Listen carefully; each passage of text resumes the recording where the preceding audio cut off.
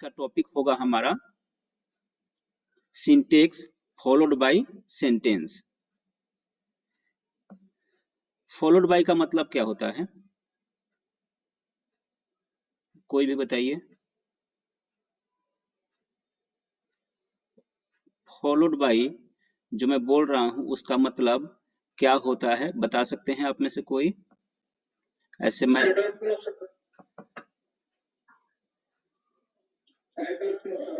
हाँ हाँ, नहीं नहीं, मुझे मुझे मैं आपको चेक नहीं कर रहा हूँ, मुझे भी नहीं पता था जब वहां था, चिंता मत करिए।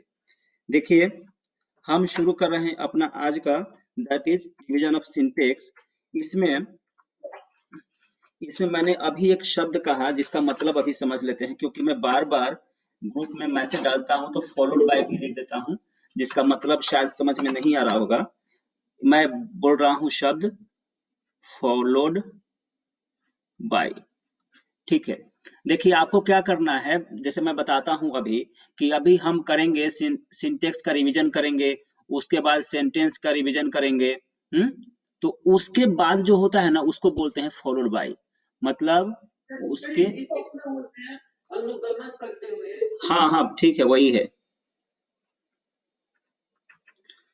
मैंने कह दिया है, अब मैं 8 बजे से रिसीव नहीं करने वाला हूँ, डिस्टर्ब होता है, इसलिए प्लीज आप लोग 8 बजे के बाद, 8 बजे से पहले ही ज्वाइन कर जाइए। देखिए, सबको डिस्टर्ब होता है जितने प्लेटफॉर्म पे हैं। सबको मेरी आवाज सुनाई दे रही है? Okay, let's start. Good evening all. हम शुरू कर रहे हैं सिंटेक्स, जिसे बोलते हैं agreement of subject and verb का रिवीजन। हिंदी में इसे बोलते हैं वाक्य रचना। ओके, सिंटेक्स में क्या होता है, डेफिनेशन यहाँ पे लिखा हुआ है, मैं इसका सीधा हिंदी बता रहा हूँ। सिंटेक्स में किसी भी सेंटेंस में आप जानते हैं कि वर्ब होता है और सब्जेक्ट भी होता है। तो सिंटेक्स में हम पढ़ते यह हैं कि वर्ब सब्जेक्ट के नंबर और पर्सन के अनुसार होना चाहिए। The verb must agree with the subject in number and person, this is called syntax. एक डेफिनेशन है, समझ में नहीं आया भूल जाइए, नेक्स्ट स्लाइड में क्लियर हो जाएगा। बस दोबारा बोल देता हूं एक बार कि वर्ब जो सब्जेक्ट सेंटेंस में होता है, वह हमेशा ही सब्जेक्ट के अनुसार होता है। और सब्जेक्ट के किस अनुसार?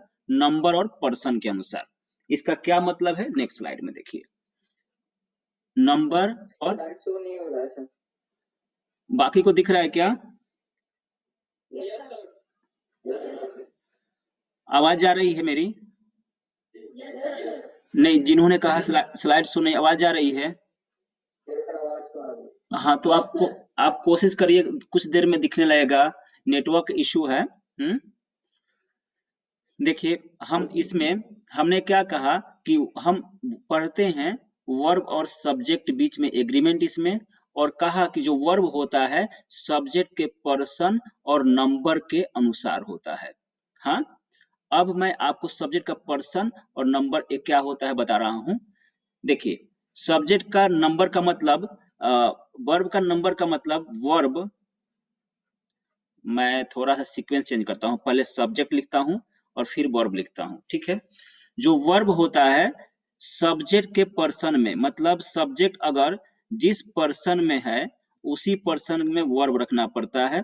दूसरा, जो नंबर होता है सब्जेक्ट का, वही नंबर होता है वर्ब का।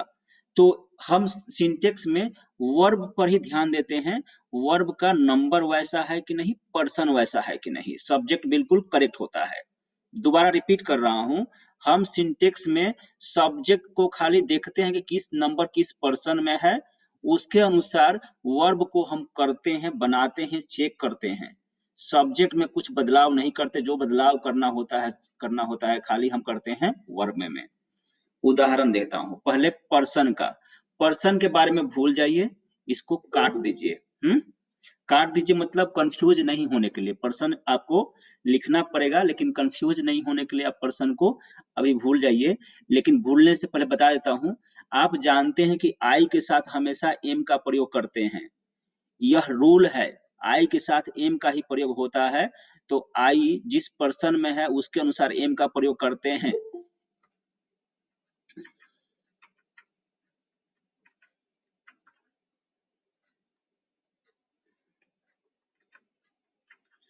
फिर यू के साथ आर का ही प्रयोग करते हैं, और फिर दे के साथ आर का ही प्रयोग करते हैं, ये आप सब जानते हैं, राइट।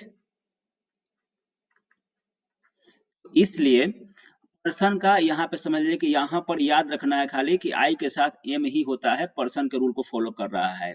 यहाँ पे आई सिंगुलर है, आपकी जानकारी के लिए आई सिंगुलर है, लेकिन हम यहाँ पे एम का प्रयोग किए हैं क्योंकि पर्सन को भी मीट करना होता है, तो इसलिए पर्सन को भूल जाइए, थोड़ा सा कंफ्यूजन कर देता है। नंबर हम पढ़ेंगे अभी सिंटेक्स में खाली कि सब्जेक्ट अगर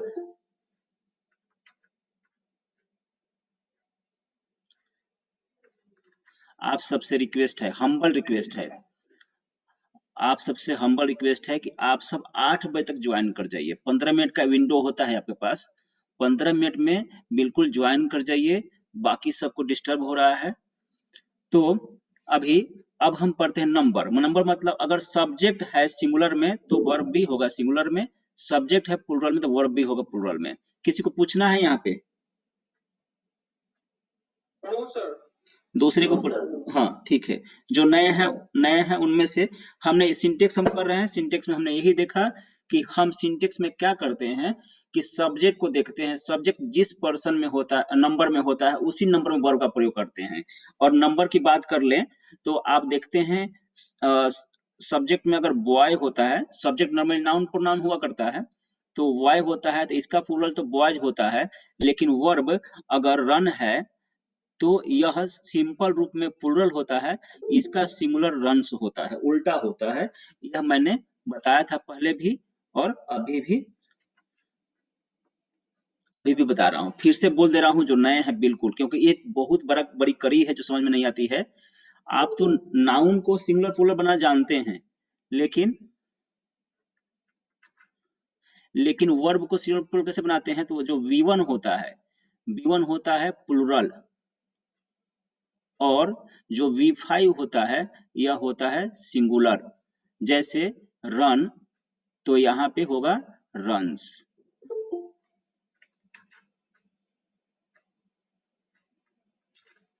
ओके, तो आप ये ध्यान रखेंगे वर्ब को सिंगुलर कैसे बनाते हैं, आपको तो बाकी आता है, तो हम सिंटेक्स में खाली यही पढ़ते हैं समझने के लिए, ध्यान देने के लिए। ऐसे रूल है कि एग्रीमेंट होता है, और ये एग्रीमेंट यही है कि सब्जेक्ट वर्ब के नंबर और पर्सन के अनुसार होता है, सॉरी वर्ब वर्ब सब्जेक्ट के नंबर पर्सन के अनुसार होता है, लेकिन हम अभी खाली ध्यान देंगे कि वर्ब सब्जेक्ट के नंबर के अनुसार है कि नहीं, अगर नहीं है तो उसे नंबर के अनुसार हम कर देंगे।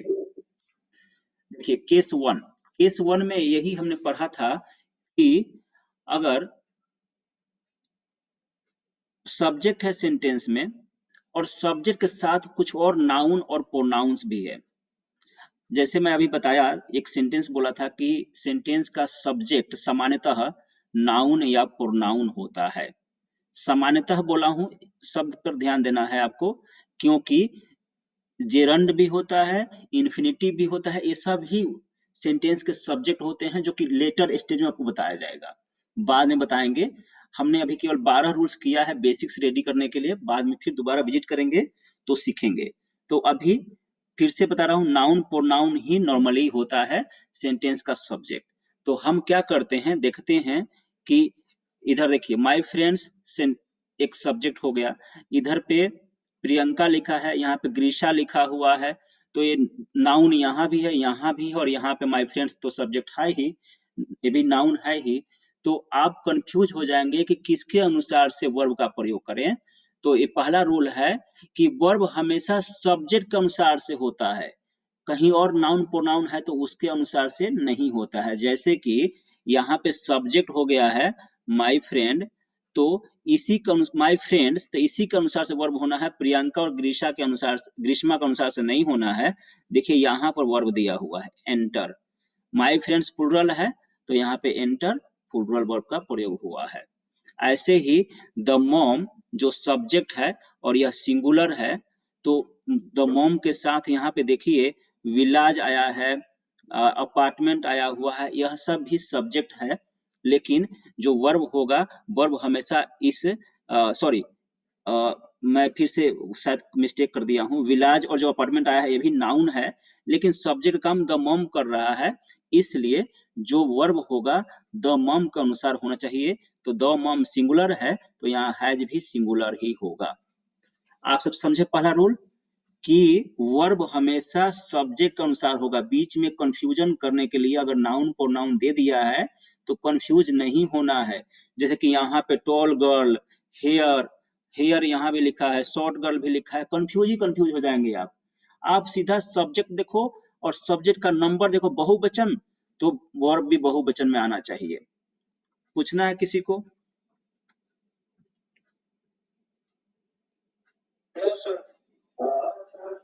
हाँ बोलिए, किसी को पूछना है? नेक्स्ट वन इज, जिनको पूछना है साफ साफ बोल दीजिएगा।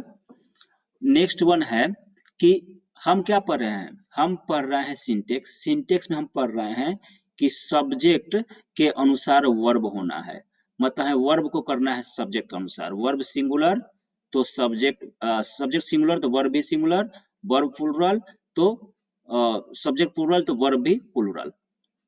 ओके, अब रूल नंबर 2 है कि सेंटेंस में देयर और हियर अगर है और यही सब्जेक्ट का काम कर रहा है, the verb needs to agree with the subject, sorry sorry फिर से the verb needs to agree with the subject and not there और हियर। जो बताया फिर से सुन लीजिए, सेंटेंस में अगर देयर और हियर है तो वहां पे आप देयर और हियर देखकर कंफ्यूज नहीं होइएगा, वहां पे भी सब्जेक्ट के अनुसार ही वर्ब होगा। ऐसे सेंटेंसेस का जो होता है स्ट्रक्चर वह होता है देयर या here plus verb plus subject. तो नॉर्मली सेंटेंस में क्या होता है, सब्जेक्ट सब आगे होता है, वर्ब पीछे होता है। यहाँ पे वर्ब पहले है, देखिए यहाँ पे देयर आ गया, इधर वर्ब हो गया और इधर सब्जेक्ट हो गया। फिर हियर यहाँ पे आ गया, हियर है और यहाँ पे वर्ब हो गया और यहाँ पे द बुक्स यहाँ पे सब्जेक्ट हो गया। तो इस तरह से आप देख रहे हैं कि सेंटेंस में अगर देयर और हियर रहेगा तो देयर हियर वाले सेंटेंस का जो स्ट्रक्चर होता है वो होता है देयर अब्लिक here plus verb plus subject. और ऐसी स्थिति में भी वर्ब को सब्जेक्ट के अनुसार, जो कि वर्ब के बाद होता है, ही होना होता है। जैसे कि नो टेबल अगर है तो यह सिंगुलर है तो वर्ब भी सिंगुलर ही होगा। तो सिंगुलर इज है तो वर्ब यहाँ पे सिंगुलर प्रयोग हुआ है। द बुक्स जो यहाँ पे सब्जेक्ट है और द बुक्स यहाँ पे प्लुरल भी है, इसलिए अगर यहाँ पे हमें लगाना है वर्ब तो यहाँ पे होगा आर होगा। समझ रहे हैं आप सब रूल नंबर 2? आगे समझ में? Yes sir. जो नए बच्चे हैं वो बोलिए। Yes sir. पूछना है तो बिल्कुल बेहिचक पूछिए, मुझे टाइम का दिक्कत नहीं है, दोबारा कर लेंगे रिवीजन, दूसरे दिन भी कर लेंगे। पूछना है तो हाँ। मैं कह रहा हूं हम पढ़ रहे हैं सिंटेक्स। सिंटेक्स में सीखते हैं कि वर्ब वर्ब को कैसे हमें लिखना है, सिंगुलर सब कैसे समझना है, प्लुरल कैसे समझना है। तो इसमें होता है एक सेंटेंस होता है जिसमें देयर और हियर शुरू में हो जाता है और वो हमें कंफ्यूज करता है। देयर हियर में क्या होता है कि पहले में देयर होगा और फिर हियर होगा और उसके बाद वर्ब होगा, मेन वर्ब हो चाहे हेल्पिंग वर्ब हो, ठीक है, और उसके बाद सब्जेक्ट होता है। ठीक, तो ऐसे में जो हम वर्ब को चेक करेंगे सब्जेक्ट के अनुसार, तो सब्जेक्ट तो नॉर्मली आगे हुआ करता है बाएं साइड में, लेकिन यहाँ दाएं साइड में होता है, तो दाएं साइड देखकर ही करना है हमें। ऐसा नहीं कि देयर हियर के अनुसार कर देना है। जैसे मान लीजिए here is the book you wanted, मैंने लिखा यहाँ वह किताब है जिसे तुम चाहते थे। तो मैं यहाँ पे इज क्यों प्रयोग किया, क्योंकि यहाँ पे द बुक सब्जेक्ट है और यह सिंगुलर है और शुरू में हियर है, तो इसे सिंगुलर है सब्जेक्ट तो वर्ब को भी सिंगुलर रखना पड़ेगा, तभी ये करेक्ट सेंटेंस होगा। अगर मैं यहाँ पे आर कर दूंगा तो यहाँ पे द बुक सिंगुलर है तो वर्ब एग्रीमेंट नहीं हुआ, गलत हो जाएगा सेंटेंस हमारा, इसलिए यहाँ पे इज ही करना पड़ेगा अगर हमें इज और आर में से करना है तो। क्या समझी आप अभी?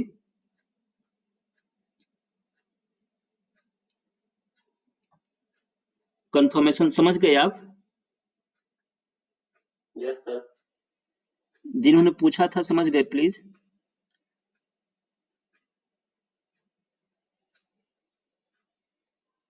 चलिए, थर्ड नंबर रूल है।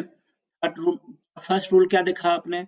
फर्स्ट रूल देखा कि सब्जेक्ट होगा उसी के अनुसार करना, कंफ्यूज नहीं होना है नाउन प्रोनाउन देकर विभिन्न। दूसरा था हियर देयर, अगर रहेगा तो हियर देयर में कंफ्यूज नहीं होना है, सब्जेक्ट बाद में होता है, उस सब्जेक्ट को देखना है और उसके बाद उसके अनुसार वर्ब का प्रयोग करना है, क्योंकि सिंटेक्स में वर्ब का ही प्रयोग करना है, सब्जेक्ट में बदलाव आप नहीं करना है आपको। केस 3 है कि दो अगर सिंगुलर सब्जेक्ट्स है एंड से जुड़ा हुआ है तो आपको यूज करना है हमेशा ही प्लूरल वर्ब, जैसे लोहित और फ्रेड, फ्रेड भी एक नाम है, दो एंड जुड़े हैं तो ये बहुवचन हो जाएंगे और यहाँ पे हम लगा देंगे आर। दूसरा शी एंड आई, ये देखिए यहाँ पे भी एक और दूसरा यहाँ पे दोनों मिल गए तो ये बहुवचन हो गया, प्लूरल हो गया, तो यहाँ पर वर्ब होगा। आप एक नियम जानेंगे जब हम पढ़ेंगे नरेशन, वह नियम होगा 231, और 231 की बात इसलिए कर रहा हूं कि पहले सी क्यों लिखा बाद में आई क्यों लिखा, इसको बताने के लिए, जो कि मैं शुरू की क्लास में नहीं बता पाया था, सॉरी।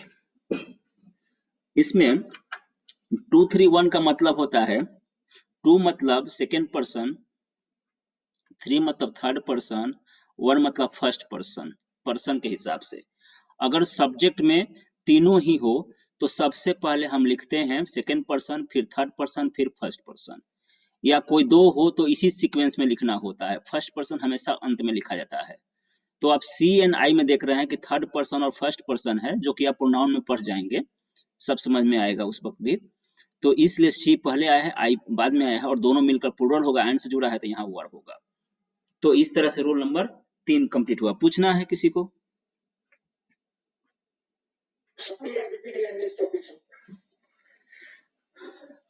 मैं बता रहा हूं कि सेंटेंस में दो सिंगुलर सब्जेक्ट, आपकी जानकारी के लिए प्लूरल भी रहेगा तो प्लूरल ही हो जाएगा, लेकिन सिंगुलर सब्जेक्ट बता रहे हैं क्योंकि सिंगुलर में ही कंफ्यूज होते हैं हम। हाँ, अगर अगर ऐसा रहे, हाँ जी बोलिए।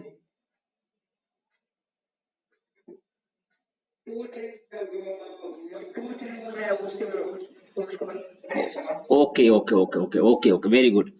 रूल रूल है 231। हम पर्सन पर्सन आप जानते हैं 3 पर्सन होता है, first person, second person, third person. हाँ, मैं एक सेंटेंस लिखता हूं, मैं सेंटेंस हिंदी में लिख रहा हूं, ठीक है, आप इसका अंग्रेजी बताइएगा। मैं, आप लोग तथा राम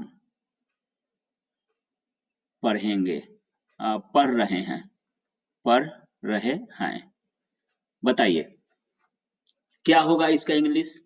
जिन्होंने पूछा है वही बताइए, गलत बताइए, सही बताइए।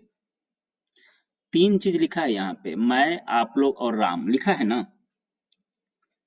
हिंदी में हिंदी का कोई रूल तो है नहीं क्लियर कि किस पर्सन का पहले प्रयोग करते हैं, लेकिन मैं हिंदी का रूल की कोई नजरअंदाज कर देता हूँ। इंग्लिश का रूल है 231। हम पहले क्या करेंगे, इन तीनों में से जो सेकेंड पर्सन का होगा ना उसे लिखेंगे इंग्लिश में, यू, कमा, third person Ram, and and I.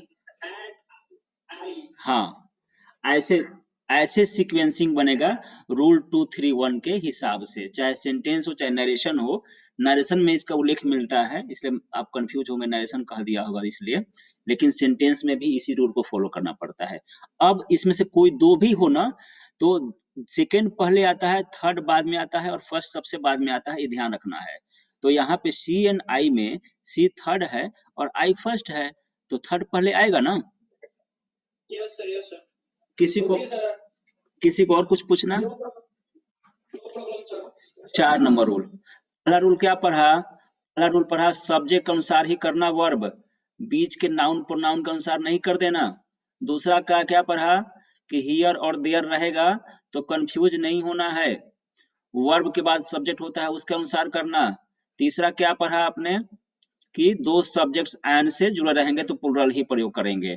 चौथा चौथा यह है कि दो सब्जेक्ट्स अगर जुड़े हैं एंड से भी, लेकिन एक ही पर्सन या थिंग का बोध होगा उनसे, तो हम करेंगे उनके साथ सिंगुलर का प्रयोग। जैसे अगर आपके टीचर, हाँ, पोएट हैं और टीचर भी हैं, तो my teacher and poet is coming. एक ही आदमी है ना, दो गुण है उसमें, समझ रहे हैं? तो माई टीचर एंड पोएट से एक ही आदमी का बोध हो रहा है। तो जब किसी भी क्लॉज से, क्लॉज क्या बोलते हैं, वर्ड्स के ग्रुप को क्लॉज बोलते हैं, हाँ? चाहे ऐसे सब्जेक्ट से जो एंड से जुड़े हैं और उनसे एक ही पर्सन चाहे थिंग, पर्सन मतलब आदमी का भी बोध होगा चाहे वस्तु का बोध होगा। वस्तु का बोध कैसे? जैसे ब्रेड एंड बटर, हाँ, ब्रेड एंड बटर, कोई खाली ब्रेड खा सकता नहीं, खाली बटर खा सकता नहीं, दोनों मिला खाना पड़ता है, इसलिए एक भोज्य पदार्थ है, हाँ, और इसका प्रयोग हमेशा साथ साथ होता है। तो यह खाद्य पदार्थ हो गया, पूरा एक भोजन हो गया, इसलिए इसको एक मानते हैं और इसके साथ हमेशा सिंगुलर वर्ब का प्रयोग करेंगे, इज का चाहे वज का प्रयोग करेंगे, हम इसमें प्लूरल वर्ब का प्रयोग नहीं करेंगे। रूल नंबर 4 है कि दो सिंगुलर सब्जेक्ट जुड़ा रहेगा एंड से, दो सब्जेक्ट्स एंड से जुड़ा रहेगा तब भी हम सिंगुलर वर्ब का ही प्रयोग करते हैं अगर वह एक पर्सन चाहे एक थिंग का बोध करा रहा है। जैसे कि ब्रेड एंड बटर, यहाँ पे इज आया है, स्लो एंड स्टडी के साथ विंस आया है जो कि सिंगुलर है, जानते हैं आप। फिश एंड चिप्स के साथ इज आया है, और भी कुछ शब्द हैं, hammer and sickle, rice and curry, a horse and carriage, the rise and fall, the long and short, early to bed and early to rise, pen and ink etcetera. और भी शब्द हैं, ये सब शब्द नॉर्मली आते हैं एग्जाम्स में, तो आप ध्यान रखेंगे, इनके साथ हमेशा ही सिंगुलर वर्ब का प्रयोग करते हैं। Any doubt? केस 5 में क्या है? केस 5 में दो सब्जेक्ट्स अगर जुड़े हैं नॉर से चाहे और से, और का मतलब होता है या, और नॉर का मतलब होता है दो में से कोई नहीं, से कोई नहीं, ठीक है, मतलब कोई नहीं। क्या बोलेंगे हम? दो सब्जेक्ट्स अगर और या नॉर से जुड़े रहेंगे तो जो वर्ब होगा, वर्ब जो अपने पास का सब्जेक्ट होगा उसके अनुसार से होगा। क्या बोला मैंने? वर्ब, वर्ब दो सब्जेक्ट है, तो जो सब्जेक्ट वर्ब के सबसे पास होगा ना, उसी के अनुसार से, चाहे इधर सबसे पास हो चाहे इधर कहीं भी हो, उसके अनुसार से ही होना होता है सब्जेक्ट को। सॉरी, जो सबसे पास का सब्जेक्ट होता है उसी के अनुसार से होना होता है वर्ब को। देखिए यहाँ पे द बॉय और हिज फ्रेंड्स, नंबर 1, नंबर 2, दो जुड़े हैं और से। यहाँ पे जो वर्ब है जॉग, जॉग मतलब वॉक करना होता है, तो हिज फ्रेंड नहीं है, फ्रेंड पढ़ दिया, हिज फ्रेंड्स है जो कि प्लुरल है, और इसके जॉग के सबसे पास का यही हिज फ्रेंड्स है, प्लुरल वाला है, इसलिए यहाँ पे यह भी प्लुरल ही होगा। क्या रूल है कि वर्ब अगर और से चाहे नॉट से जुड़े रहेंगे तो जो वर्ब होता है सबसे पास्ट, मैं थोड़ा गलत बोल दिया, सब्जेक्ट्स अगर और या नॉट से जुड़े रहेंगे तो वर्ब सबसे पास के सब्जेक्ट के अनुसार होता है, उसी के नंबर के अनुसार होता है, तो ये प्लुरल है तो प्लुरल होगा। दूसरा एग्जाम्पल यहाँ पे देखिए, यहाँ पे हिज फ्रेंड्स और फिर और है द बॉय, और फिर यहाँ पे जॉग्स है, जॉग्स जो कि सिंगुलर होता है, यह एक वर्ब है। यह वर्ब सिंगुलर क्यों है? क्योंकि इस वर्ब के पास का जो सब्जेक्ट है, सबसे पास का सब्जेक्ट द बॉय, यह सिंगुलर है। ऐसे ही जो तीसरा एग्जाम्पल इसमें नॉर है, और नॉर के, नॉर निदर भी है, निदर छोड़ दे, नॉर देखते हैं खाली। यहाँ एक राम है और इधर हिज फ्रेंड्स है, और हमें करना है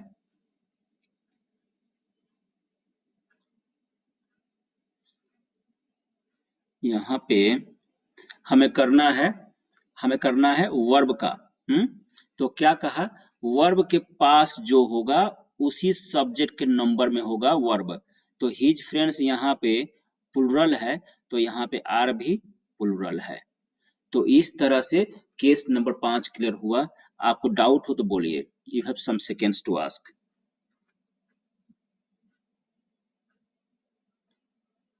No, sir, I have no problem, sir. Anybody? No. तो केस 5 तो हो गया। केस 5 के बाद केस 6 में जितने नीले रंग से लिखा ना, इसको हमें ध्यान रखने हैं।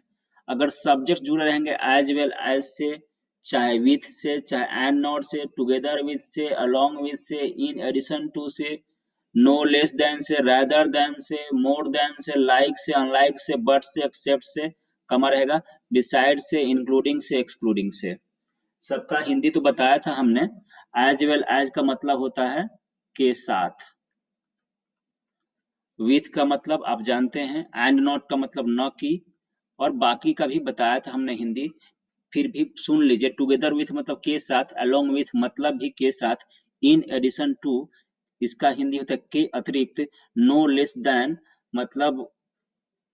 मतलब उसे कम नहीं, रादर देन मतलब अपेक्षया, मोर देन अधिक, लाइक समान, अनलाइक असमान, बट का जानते हैं आप, एक्सेप्ट का मतलब सिवाय, उसको छोड़कर, बिसाइड्स मतलब भी उसको छोड़कर, इंक्लूडिंग मतलब शामिल करते हुए, एक्सक्लूडिंग मतलब कि शामिल नहीं करते हुए।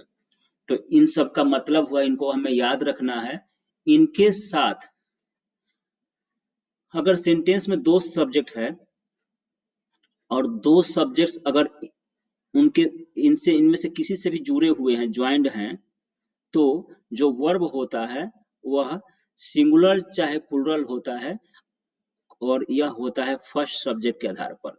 दूसरे शब्द में कहूं तो अगर सेंटेंस में as well as, with, and not et cetera जो दे रहे हैं शब्द हमने, ये सब से दो सब्जेक्ट्स जुड़े हुए हैं, तो वर्ब को करते हैं हमेशा हम, वर्ब को हमेशा करते हैं पहले सब्जेक्ट के अनुसार, फर्स्ट सब्जेक्ट के अनुसार। उदाहरण में देखिए, यहाँ पे फर्स्ट सब्जेक्ट है डायरेक्टर, और फिर इधर एज वेल एज है। आप जानते हैं यहाँ पे भी एज वेल एज दिख रहा है ऊपर, और फिर उसके बाद द क्रू है। तो हमें यहाँ पे वर्ब लिखना है, तो वर्ब हम लिखेंगे जो शुरू का है सिंगुलर, डायरेक्टर एक ही की बात हो रही है, तो वर्ब इसलिए इज आया है, जो कि स्पष्ट है कि सिंगुलर ही है। इसके बाद देखिए यहाँ पे विथ से जुड़ा हुआ है दो सब्जेक्ट, एक है द स्टूडेंट्स और दूसरा है their class teacher. The students plural है और देयर क्लास टीचर सिंगुलर है, और यहाँ पे जो वर्ब प्रयोग हुआ है, जो पहले सब्जेक्ट है प्लुरल वाला, द स्टूडेंट्स, इसी के अनुसार यह भी प्लुरल हो गया है, आर का प्रयोग किया गया है। फिर अगर हम देखें दूसरा, तो यहाँ पे एंड नॉट, जो कि आप जानते हैं कि यहाँ पे एंड नॉट है, तो एंड नॉट से द थीप और फिर हिज सन्स जुड़ा हुआ है। तो आपको बताया जा रहा है रूल के अनुसार कि जो वर्ब होगा पहले सब्जेक्ट के नंबर में ही होगा, तो द थीप यहाँ पे सिंगुलर है, इसलिए यहाँ पे सिंगुलर वर्ब का प्रयोग हुआ है। Any doubt? No, sir. फिर है फिर किसी को भी डाउट होना, हिचकना नहीं है, मैं बैक चला जाऊंगा, टाइम का कुछ नहीं है, समझना से मतलब है जो नए हैं उनके लिए। हमने अभी तक पूरे पूरे 6 रूल्स पढ़ लिए हैं, आप सबको याद अगर होगा तो हमने पहले पढ़ा था सब्जेक्ट के अनुसार ही करना वर्ब, कंफ्यूज नहीं होना बीच में कहीं नाउन चाहे प्रोनाउन दिया हुआ है तो। दूसरा पढ़ा कि हियर देयर रहता है, तो सेंटेंस में जो सब्जेक्ट होता है वर्ब के बाद होता है, हियर देयर के अनुसार वर्ब नहीं करना, सब्जेक्ट के अनुसार करना। तीसरा हमने रूल क्या पढ़ा, बताइएगा?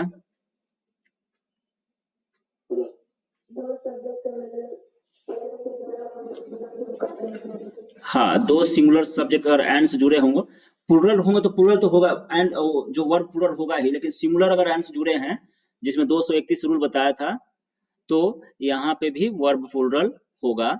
चौथा क्या था?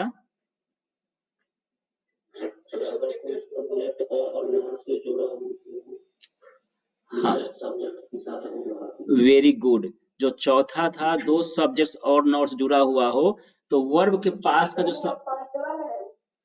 चौथा क्या है? हाँ हाँ, very good very good very good, coming coming coming, ठीक है ठीक है ठीक है। तो अगर दो सब्जेक्ट्स यहाँ पे जो एंड है ना, तीसरा में जो एंड से सिंगुलर जुड़े थे उसी का एक्सेप्शन है चौथा, याद रखने के लिए तरीका। तो उसमें क्या करेंगे, दो एंड से जुड़े हैं लेकिन अगर एक ही वस्तु या व्यक्ति का बोध करा रहे हैं तो यहाँ पे हम सिंगुलर वर्ब का प्रयोग करेंगे। और पांचवा जो बता रहे हैं और नॉर का, वो पांचवा यह हो गया कि और नॉर रहेगा तो वर्ब के पास का जो सब्जेक्ट है उसके नंबर के अनुसार वर्ब का नंबर कर देंगे। आपको फिर से दोबारा बता रहा हूं, हम सिंटेक्स में पढ़ते हैं वर्ब का नंबर क्या होगा, सिंगुलर होगा कि प्लूरल होगा, और इसका डिसीजन करते हैं सब्जेक्ट के नंबर को देख करके, ढूंढ करके सब्जेक्ट किधर है और उसका नंबर क्या है। जिस नंबर में होगा, सिंगुलर होगा तो सिंगुलर आएगा और प्लूरल होगा तो प्लूरल आएगा। छठा रूल क्या पढ़ा था हमने, 6 नंबर रूल क्या पढ़ा था, अभी पढ़ा था।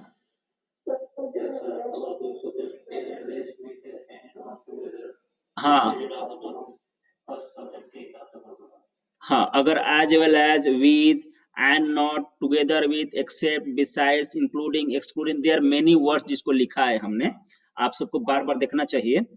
तो अगर उनसे जुड़ा हुआ है, दो सब्जेक्ट इनसे जुड़ा हुआ है, तो जो वर्ब होगा, वर्ब का जो नंबर होगा पहले सब्जेक्ट के नंबर के अनुसार होगा, पहले के अनुसार। यह 6 नंबर रूल था। अब 7 नंबर रूल में हम देखते हैं, अगर सेंटेंस में ईच, इधर, इधर को आइदर भी पढ़ते हैं, नीदर को नाइदर भी पढ़ते हैं, कुछ भी पढ़िए, मैं इधर नीदर पढ़ देता हूँ इसलिए बता दे रहा हूँ। अगर सेंटेंस में ईच, इधर, neither, everyone, everybody, one of the, हाँ, 6 वर्ड्स हमने लिखा है। अगर ये रहे सब्जेक्ट के साथ तो इनका, इनके साथ हमेशा ही सिंगुलर वर्ब का प्रयोग होगा। वर्ब जो होगा हमेशा ही सिंगुलर होगा। उदाहरण में देखिए, एवरीवन, तो एवरीवन है, एवरी है, एवरीवन तो खुद ही आ गया है, तो इसलिए यहाँ पे इसके साथ हैज ही आएगा जो कि सिंगुलर वर्ब है। यहाँ पे each of the children, subject के साथ ईच है इसलिए यहाँ पे इज आएगा। एवरीबॉडी है इसलिए यहाँ पे इज आएगा। ऐसे ही इधर है, क्या कहा, इधर रहे चाहे निधर रहे, इधर इधर है तो यहाँ पे इज आएगा। और फिर सॉरी, फिर वन ऑफ द यहाँ पे रखा हुआ है और यहाँ स्टूडेंट्स रखा हुआ है तो कंफ्यूज ही कर देगा, हमें अगर रूल नहीं याद रहेगा तो। रूल क्यों पढ़ते हैं, क्योंकि हमारे कंफ्यूजन को दूर कर दे। अब आप स्टूडेंट्स देखकर समझेगा ये तो बहुवचन हो गया है, यहाँ पे हैज तो होना नहीं चाहिए, लेकिन रूल क्या कर रहा है, वन ऑफ द भी अगर सब्जेक्ट के साथ रहता है, सब्जेक्ट के रूप में भी काम करता है या सब्जेक्ट साथ रहता है तो हम लगाते हैं सिंगुलर वर्ब ही। नीदर देखिए यहाँ पे इधर था तो यहाँ पे नीदर है, नीदर है तो यहाँ पे जो वर्ब आ गया है, हम टू लैंप्स छोड़ दिए, प्लुरल है क्या है देखना ही नहीं है, नीदर दिया ना तो यहाँ सिंगुलर वर्ब का प्रयोग होगा। तो यह रूल नंबर 7 हुआ, ये बहुत इंपॉर्टेंट है, वीबीआई रूल है ये। हाँ, बहुत important, very very important rule है, एग्जाम्स में इसमें से आता ही आता है। किसी को डाउट है, No any doubts. नए लोग बोलिए, नए लोग जो आजकल ज्वाइन किए हैं, अगर आप बोल दें डाउट नहीं तो मेरा सफल हो जाएगा बताना, जो पहले पढ़ लिए हैं वो बोल दें तो मुझे क्या मतलब है फिर उससे। आगे बढ़ूं Yes, sir, no, no. बच्चों, एक बात 1 मिनट के लिए बोल देता हूँ, ये समझना नहीं कि फ्री का है, आप लोगों को मैं अपना हैसियत नहीं बता सकता, ये प्लेटफॉर्म वो नहीं है, लेकिन मैं अपना एक पैशन बता सकता। मेरा ना यही उद्देश्य है कि आप सब जितने भी उधर हैं, मैं कुछ कर सकता हूँ आपको, आप सबके लिए तो मैं कर रहा हूँ। आप इसको फ्री मत समझना, आप इसको बहुत बड़ा अवसर समझना कि ऐसा मिला हुआ है, ऐसा आदमी मिला हुआ है जो कुछ चेंज करना चाहता है मेरे में। तो आप इसको प्लीज मेरे साथ बने रहो, जितना सीखना है सीख लो, जितना पूछना है पूछ लो। आज कभी भी पैसा नहीं देना पड़ेगा आपको। चलो 8 नंबर, 8 नंबर में देखते हैं, हम जो रूल नंबर पढ़े थे ये वाला 5 नंबर और नॉर वाला वैसा ही रूल है। 8 नंबर भी इधर और निदर नॉर, इधर और निदर नॉर, इसका हिंदी भी बताएंगे सेंटेंस का, अगर मैं भूल जाऊं बताना तो बताइए, पूछिएगा, किसी को पूछना है, हाँ पूछना है। इधर का कैमरा ऑन है, प्लीज ऑफ करिए। ये अब किसका माइक्रोफोन ऑन है?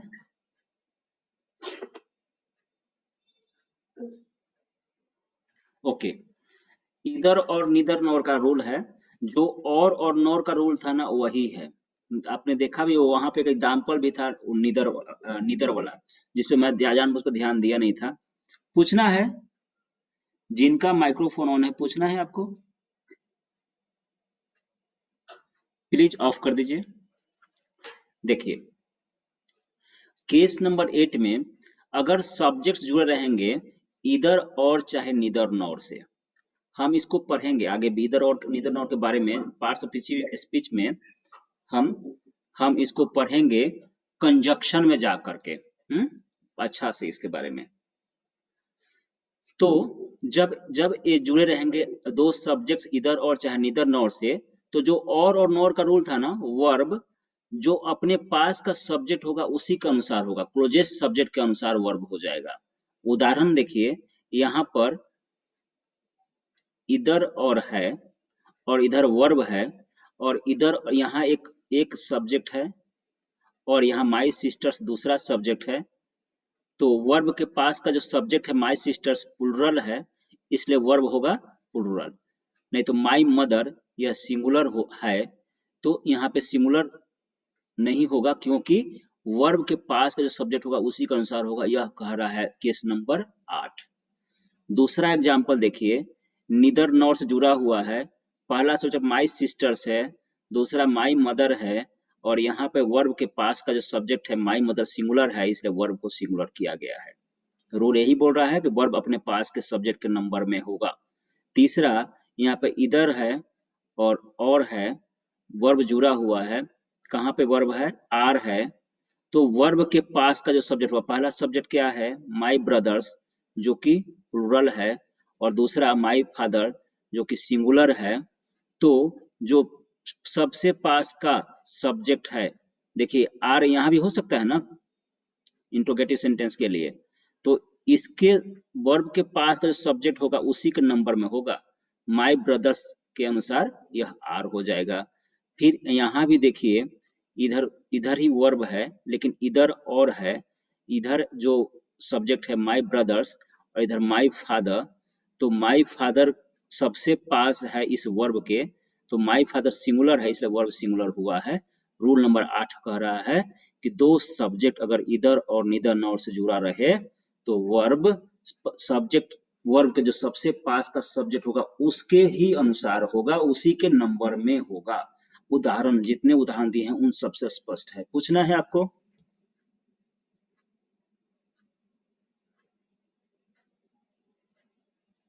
No sir. हिंदी देखते हैं सेंटेंस का। इधर माई मदर और my sisters are choosing my shirt, या तो मेरी माँ या मेरी बहनें मेरे शर्ट का चुनाव कर रही हैं, मेरे कुर्ते का चुनाव कर रही हैं। हिंदी हुआ, या तो मेरी माँ या मेरी बहनें मेरे कुर्ते का चुनाव कर रही हैं। दूसरा, neither my sisters nor my mother is ready for the party, न तो मेरी बहनें और न मेरी माँ पार्टी के लिए तैयार है, पार्टी के लिए तैयार है। आर इधर माई ब्रदर्स और माई फादर हियर, इसमें इसकी हिंदी होगी, क्या इसमें या तो मेरे पापा या या तो मेरे भाई या पापा यहाँ हैं, नहीं, क्या मेरे पापा या मेरे भाई यहाँ हैं, ऐसे होगा। फिर यहाँ पे होगा, क्या मेरे पापा या मेरे भाई, ये भी ऐसे ही होगा। तो एक्चुअली पापा यहाँ, मेरे भाई यहाँ पे प्लुरल है, तो इधर आर हो गया था, यहाँ माई फादर पहले कर देता इज हो गया था, लेकिन हिंदी दोनों का एक ही होगा।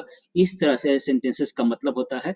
अभी हम ट्रांसलेशन पार्ट पे कम ध्यान दे रहे हैं, ट्रांसलेशन भी हमें ध्यान रखना है। एनीवेज, रूल नंबर 9 में है कि मच और अ लिटिल शब्द जो होता है, हाँ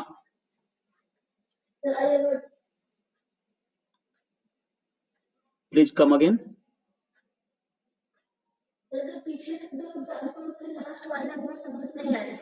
वेरी गुड।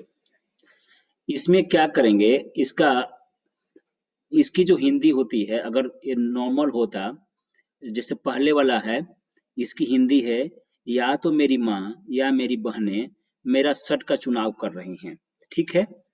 लेकिन बात अब यह है कि इधर बन गया है इंट्रोगेटिव, और इसमें क्या जोड़ना है, तो क्या जोड़ना है, तो या तो नहीं जोड़ेंगे, हाँ, इसमें तो नहीं जोड़ेंगे, या जोड़ेंगे। कैसे करेंगे, मेरी बहनें या मेरी मेरे फादर, नहीं नहीं गलत है, बहनें नहीं है, माय ब्रदर्स, मेरे भाई या मेरे पिताजी,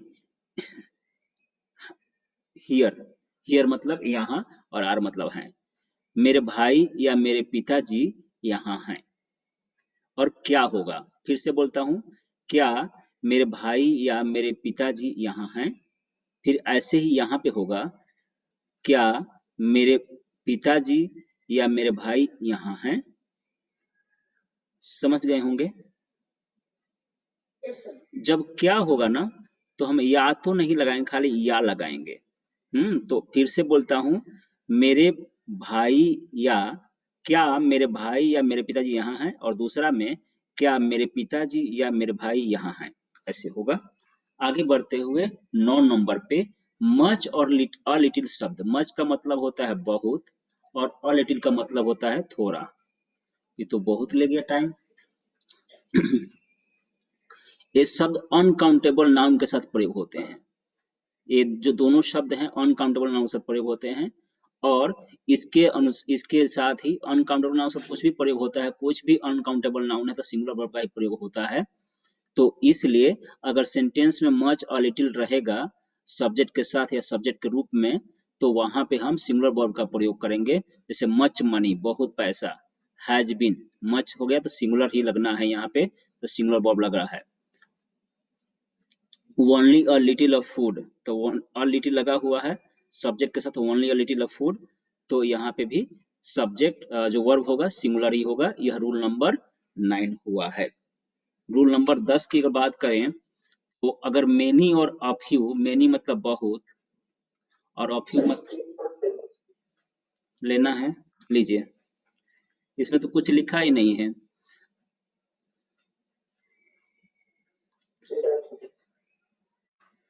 अब यहाँ पे मेनी और अ फ्यू, मेनी का मतलब बड़ा और बहुत, और देखिए मैं लिखा अपना भी नहीं समझ रहा हूँ, और फ्यू का मतलब थोड़ा होता है। अगर ये सब शब्द हैं तो ये काउंटेबल नाउन के साथ प्रयोग होते हैं, और जब भी काउंटेबल नाउन से प्रयोग होंगे, मेनी या अ फ्यू, याद रखिएगा मेनी और अ फ्यू, हाँ, तो हमेशा लगाएंगे उनके साथ प्लुरल वर्ब, वर्ब रहेगा प्लुरल रहेगा। उदाहरण में देखिए, many of my friends, subject के साथ मेनी है चाहे अकेला भी मेनी है, तो यहाँ मेनी है तो इधर लगेगा प्लुरल वर्ब।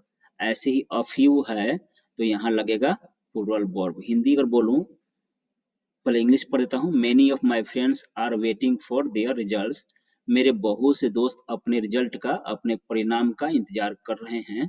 दूसरा, a few of my friends have got their results, मेरे बहुत कम दोस्तों को परिणाम प्राप्त हुआ है। तो इस तरह से रूल नंबर 10 हुआ। रूल नंबर 11 पे मूव करते हैं। 11 बहुत आसान है, कलेक्टिव नाउन। जब हम नाउन का रिवीजन करेंगे तो उसमें जो पढ़ चुके हैं उनको तो दिक्कत ही नहीं है यहाँ पे। जैसे ज्यूरी होता है, ग्रुप होता है, टीम होता है, क्राउड होता है, ये सब शब्द होते हैं। और बंच होता है, बंच ऑफ की, बंच ऑफ ग्रेप्स, आप जानते होंगे, ये सब कलेक्टिव नाउन्स हैं। तो कह रहा है कि कलेक्टिव नाउन्स के साथ हमेशा हम प्रयोग करते हैं सिंगुलर वर्ब का। जो वर्ब होता है सिंगुलर होता है कलेक्टिव नाउन्स के साथ। जैसे टीम भी कलेक्टिव नाउन है, स्कूल भी कलेक्टिव नाउन है, बैंड भी कलेक्टिव नाउन है। यहाँ जो है उसके अतिरिक्त स्कूल एंड बैंड, जब आप पढ़ेंगे कलेक्टिव नाउन, उसमें मैं बहुत से लिखवाया हूँ, जो पढ़ चुके हैं उनको पता ही होगा। स्कूल ऑफ डॉल्फिन्स होता है, डॉल्फिन्स के साथ स्कूल लगाते हैं। डॉल्फिन्स की जो झुंड है, इज जंपिंग इन द सी, समुद्र में जंप कर रही है। तो यहाँ पे कलेक्टिव नाउन आ गया है स्कूल, तो इसलिए यहाँ पे डॉल्फिन्स नहीं देखना, एक कलेक्टिव नाउन हो गया है, इसलिए इसके साथ सिंगुलर वर्ब का प्रयोग करेंगे। यहाँ टीम देखना है और इसलिए यहाँ पे सिंगुलर वर्ब का प्रयोग करेंगे। यहाँ पे बैंड है, म्यूजिशियंस को देखना नहीं है, और इसलिए यहाँ पे हम सिंगुलर वर्ब लगाएंगे उस कलेक्टिव नाउन के अनुसार। तो रूल नंबर 11 हो गया कि कलेक्टिव नाउन जब रहेगा तो वर्ब को हम सिंगुलर प्रयोग करेंगे। रूल नंबर लास्ट बहुत आसान है। अगर किसी बुक का नाम है, किसी कंट्री का नाम है, किसी संस्था का नाम है और लगता है कि वो प्लुरल है, जैसे कि बुक का नाम दिया हुआ है क्राइम एंड पनिशमेंट, तो यहाँ पे देखिए एंड से जुड़ा हुआ है तो आप कहेंगे कि यहाँ पे रूल नंबर 3 लग जाना चाहिए, लेकिन इसमें ट्रिक यही है कि बुक का नाम चाहे कंट्री का नाम चाहे ऑर्गेनाइजेशन का नाम जो होता है उसके जो मेन वर्ड्स होते हैं सारे कैपिटल ही होते हैं। क्राइम में सी कैपिटल तो होगा ही, पनिशमेंट का पी भी कैपिटल है। ऐसे ही देश का नाम है the United states of America, इसमें यूनाइटेड स्टेट्स और अमेरिका में सब पहला लेटर कैपिटल है। तो ट्रिक होता है, संस्था का नाम है यूनाइटेड नेशंस, तो अगर कंट्री का नाम, बुक का नाम, ऑर्गेनाइजेशन का नाम होता है जो दिखता है प्लुरल जैसा, जैसे कि यहाँ पे क्राइम एंड पनिशमेंट, तो आप तो कंफ्यूज हो जाएंगे, ये बुक का नाम है इसलिए यहाँ पे ईज का प्रयोग होता है। यहाँ पे देश का नाम है, इसके साथ ईज का प्रयोग होगा। और आप जानते हैं कि अमेरिका, जिसे यूएसए भी कहते हैं, इसके साथ हमेशा टीएचई का प्रयोग करते हैं। जैसे यूएई के साथ भी हम टीएचई का प्रयोग करते हैं। अब यूनाइटेड नेशंस भी है, द का प्रयोग करते हैं संस्था के नाम के पहले, तो यहाँ पे यूनाइटेड नेशंस इस देखकर आप आर मत लगाइएगा, सिंगुलर वर्ब का ही प्रयोग होता है अगर ऑर्गेनाइजेशन का नाम है, अगर कंट्री का नाम है, अगर बुक का नाम है। तो पूछना है किसी को?